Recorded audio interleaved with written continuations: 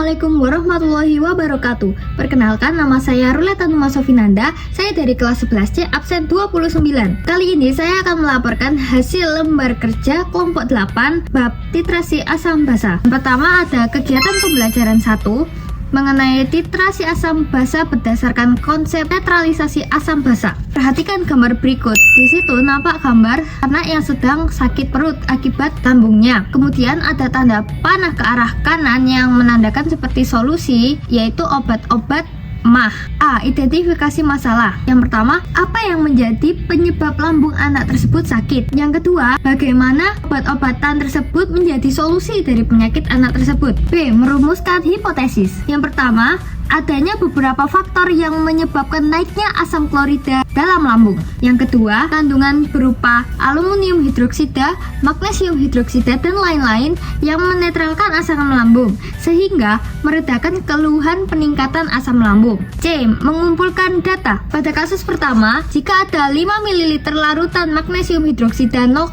molaritas dan 5 ml larutan asam klorida 0,1 molaritas, kedua zat tersebut dicampur dan tentukan perubahan pH-nya. Jadi setelah kami hitung pH dari magnesium hidroksida sebelum dicampurkan sebesar 13,3 dengan cara kami mencari molaritas OH- terlebih dahulu, kemudian akan ditemukan pOH, lalu akan menuju pH yang sebesar 13 plus log 2 atau 13,3. Selanjutnya ada pH HCl sebelum dicampurkan, yaitu 1 dengan cara mencari molaritas H+ yaitu sebesar 10 pangkat min 1, kemudian ke pH yaitu sebesar 1. Setelah itu nilai pH setelah dicampurkan kita membuat mula-mula bereaksi sisa. Nah ternyata sisa di magnesium hidroksida yaitu sebesar 0,25 mol. Kemudian kita cari konsentrasinya dari kedua campuran tersebut atau MgCl2 yaitu 0,25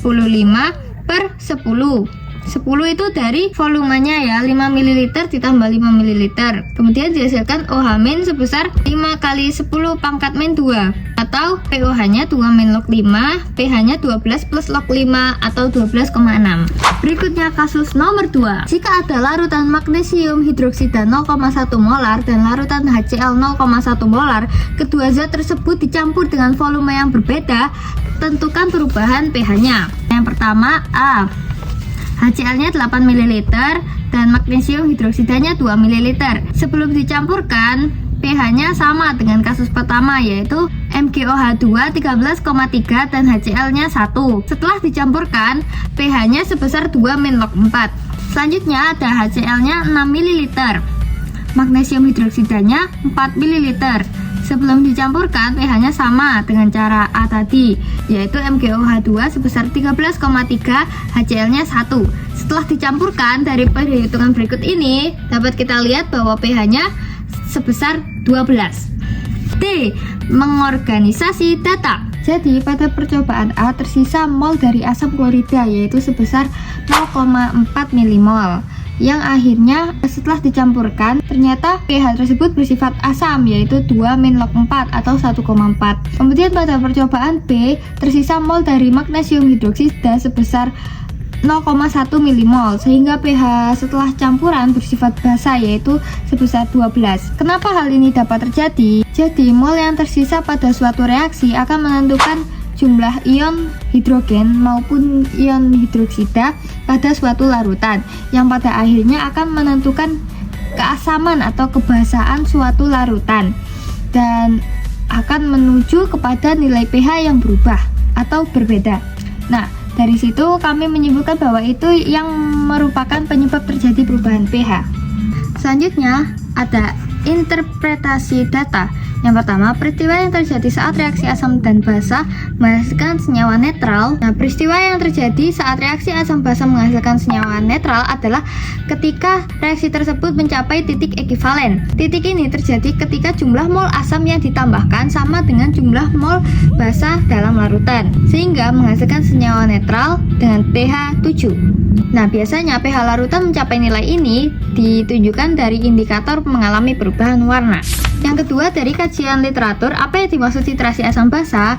Titrasi asam basa merupakan metode laboratorium yang digunakan untuk menentukan konsentrasi suatu larutan asam atau basa.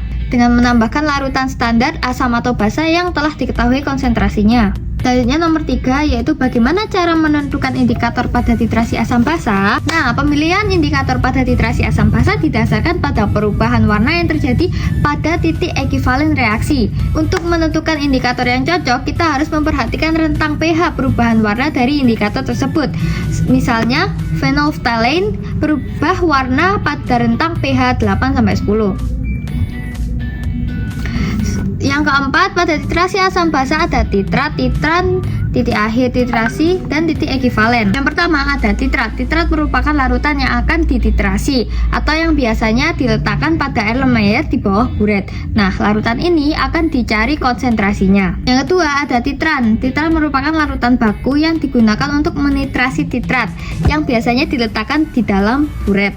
Selanjutnya ada titik akhir titrasi, merupakan titik dalam titrasi di mana penambahan larutan baku atau titran dihentikan karena reaksi antara titrat dan titran ini dianggap selesai. Nah, titik ini biasanya ditentukan dengan menggunakan indikator pH yang mengalami perubahan warna saat pH larutan mencapai nilai tertentu. Dan yang keempat, titik ekivalen, merupakan titik di mana jumlah mol titran yang ditambahkan sama dengan jumlah mol titrat atau larutan yang dititrasi tadi, dan produk yang dihasilkan adalah senyawa netral. Oke, jadi kali ini kita akan menarik kesimpulan dari kegiatan pembelajaran 1, yaitu reaksi asam basa bersifat keseimbangan dinamis yang dipengaruhi oleh perubahan konsentrasi zat-zat dalam reaksi tersebut.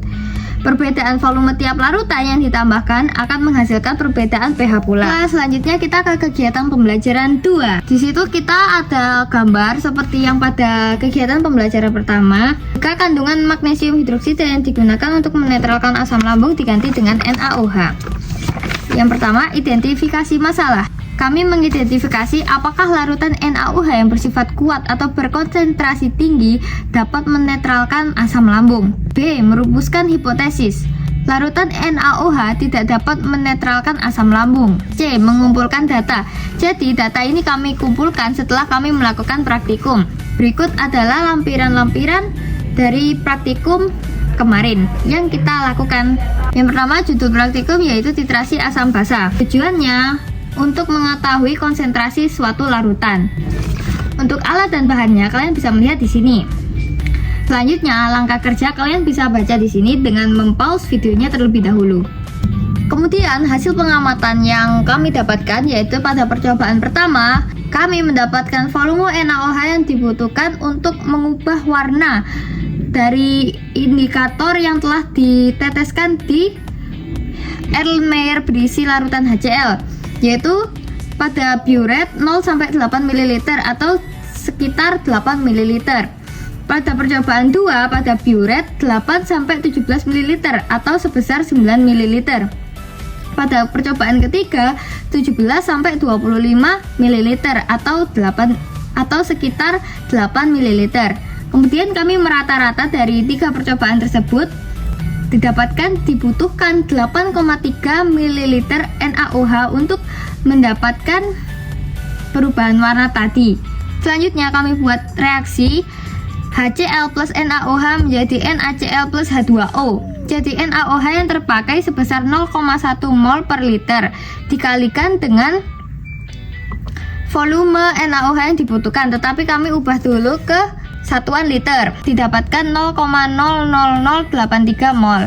Dari persamaan reaksi tersebut, perbandingan koefisien HCl dan NaCl itu 1:1, yang artinya HCl juga memiliki mol sebesar 0,00083 mol. Nah, dari situ kita dapatkan konsentrasi HCl dengan membagikan antara mol dibagi volume, yaitu 0,00083 per 0,01 sama dengan 0,083 molaritas.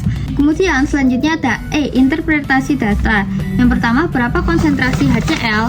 Nah, tadi kita sudah menghitung, yaitu konsentrasi HCl 0,083 molaritas. Selanjutnya, buatlah kurva titrasi volume NaOH versus pH.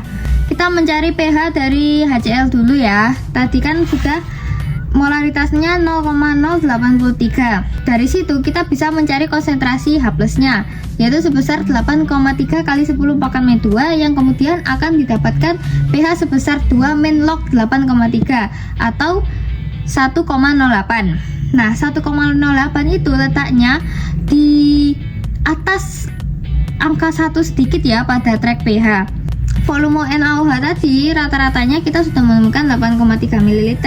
Nah, itu merupakan titik akhir titrasi yang dimana titik tersebut didapatkan karena kita telah menghentikan reaksi asam basa. Dikarenakan indikator yang telah diteteskan pada HCl sudah berubah warnanya. Ketika asam kuat direaksikan dengan basa kuat akan menghasilkan garam netral yang dimana garam netral akan memiliki pH sama dengan 7, maka titik ekivalen pada grafik berada di 7, yang dimana menghasilkan grafik berbentuk seperti ini. Karena ketika kita menambahkan NaOH, pH akan semakin besar atau semakin ke atas, jadi kurvanya itu ke atas seperti itu gambarnya. Jadi titik ekivalen tergantung jenis garam yang dihasilkan ya. Kemudian kita dapat menarik kesimpulan bahwa reaksi antara asam kuat dan basa kuat menghasilkan garam dan air. Kedua jenis reagen tersebut bereaksi sepenuhnya, sehingga titik akhir titrasi dapat ditentukan dengan titik ekivalensi. Di sini pH larutan akan sebesar 7 atau netral. Tapi pada praktikum kami, titrat atau HCl yang sudah diberi indikator ini berubah warna pada 8,3 ml NaOH. Jadi mungkin itu bukan titik ekivalensi, melainkan titik akhir titrasi. Oke, selanjutnya kegiatan pembelajaran 3, yaitu penerapan titrasi asam basa dalam kehidupan sehari-hari. Di situ kita bisa melihat ada cuka. Permasalahannya, cuka beredar belum semua mendapatkan izin resmi dari BPOM, sehingga pada cuka yang tertera pada label perlu diuji kebenarannya. Sehingga konsumen tidak mengalami kecurigaan. Jika ingin mengetahui kadar cuka, maka dapat dilakukan dengan menggunakan titrasi asam basa. Identifikasi masalah.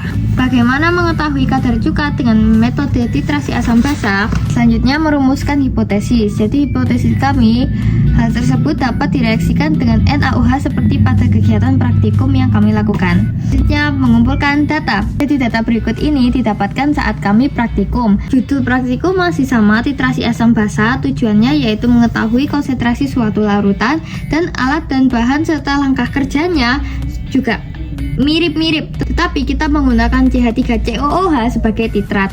Kemudian kita mendapatkan hasil pengamatan. Kita juga melakukan 3 percobaan pada 3 Erlenmeyer. Yang pertama pada percobaan pertama pada buret 0 sampai 9,2 ml atau 9,2 ml. Percobaan kedua 9,2 sampai 19 ml atau 9,8 ml. Percobaan ketiga 19 sampai 28,2 atau sekitar 9,2 ml. Kemudian kita rata-rata dapatkan NaOH sebesar 9,4 ml.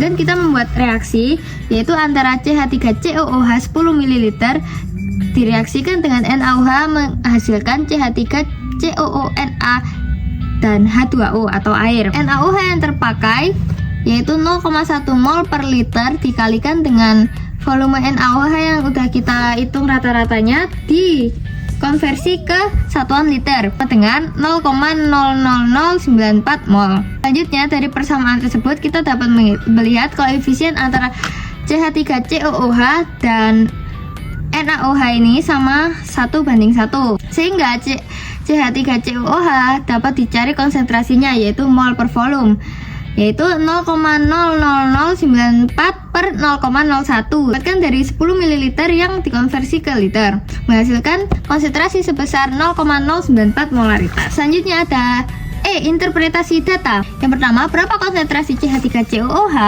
Tadi kita sudah menghitung ya, hasilnya 0,094 molaritas. Selanjutnya, buatlah kurva titrasi volume NaOH versus pH. Kalian bisa melihat ya pada gambar di samping ini. Itu adalah kurva yang telah saya buat. Nah, dari situ konsentrasi CH3COOH tadi kita bisa menghitung berapa pH-nya. Kita hitung pH-nya dulu ya teman-teman. Jadi dari molaritas 0,094 tadi dijadikan 9,4 kali 10 pangkat min 2. Nah, kemudian kita harus mencari konsentrasi H+, karena itu asam ya. Karena ini asam lemah, kita akan menggunakan rumus akar Ka atau konstanta asam dikali molaritas. Ka CH3COOH sebesar 1,8 kali 10 pangkat min 5 dikalikan Konsentrasinya yaitu 9,4 kali 10 pangkat min 2 didapatkan akar 16,92 kali 10 pangkat min 7, yaitu H plusnya 4,11 kali 10 pangkat min 3,5. Jadi pH-nya sebesar 3,5 min log 4,11 atau 2,88. Nah, kemudian NaOH di situ ada 9,4 ml. Selanjutnya, reaksi ini melibatkan antara asam lemah dan basa kuat yang nantinya akan menghasilkan garam bersifat basa. Yang dimana garam bersifat basa ini memiliki pH lebih dari 7 ya, karena basa. Pada gambar tersebut kita letakkan 2,88 di situ dan titik ekivalennya akan berada di atas 7 karena garamnya bersifat basa kan. Sehingga pada titik akhir titrasi pada 9,4 ml ketika kita menambahkan terus-menerus NaOH, pH-nya akan terus-menerus naik sehingga bentuknya seperti itu ya. Ini set.